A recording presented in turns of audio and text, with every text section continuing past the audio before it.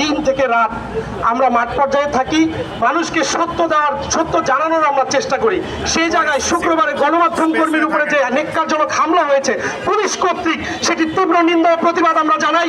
DC Masud এবং আইন শৃঙ্খলা রক্ষাকারী যারা ঊর্ধ্বতন কর্মকর্তা আছে তাদেরকে হুঁশিয়ারি করে আমরা জানিয়ে দিতে চাই, আর একটি গণমাধ্যম কর্মীর উপরে যেন হামলা না হয়, তার পরিণাম আমরা খুব খারাপ আমরা দেখিয়ে ছাড়বো।